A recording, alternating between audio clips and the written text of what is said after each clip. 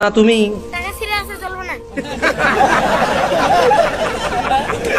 ছোট ভাই আমার, নির্জনে যৌবন নষ্ট করিও না। You understand what I am saying?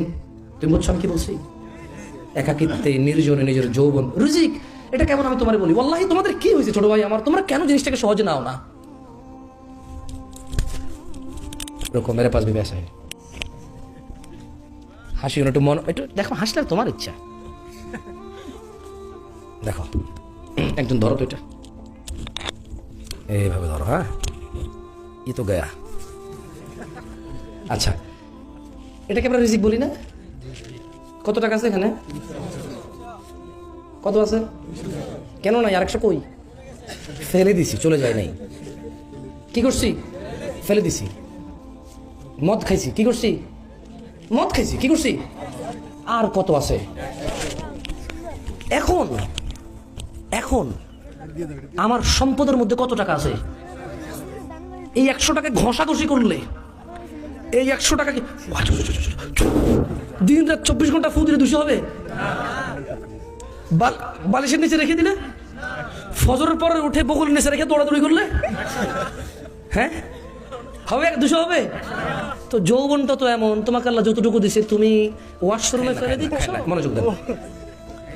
দেখো ছোট ভাই আমার, আল্লাহ নবী সাল্লাল্লাহু আলাইহি সাল্লাম বলছে, লা ইয়াজনি জানি, কোন জেনাকারী হিনা ইউজনি, জেনা করে না, ওয়া হুয়া মুমিন, ঈমানদার থাকা অবস্থায় কোন জেনাকারী জেনা করে না।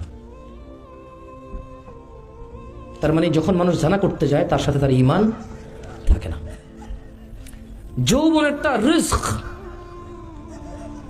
অবৈধ পথে। আপনি একটা জিনিস জানেন?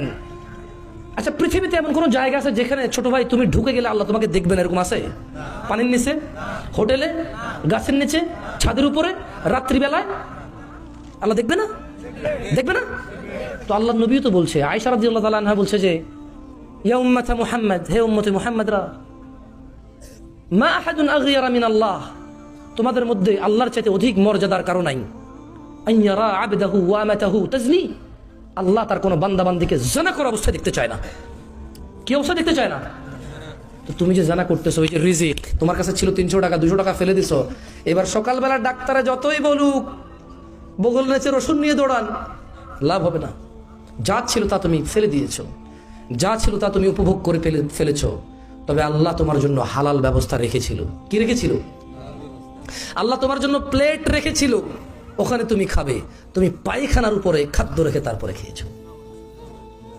আল্লাহ তোমাকে যৌবন দিয়েছে, একটা মেয়ের সাথে তোমার বিয়ের আল্লাহ তোমার তকদির দিয়েছে, সময় এসেছে ওই মেয়ের সাথে তোমার বিয়ে হয়েছে।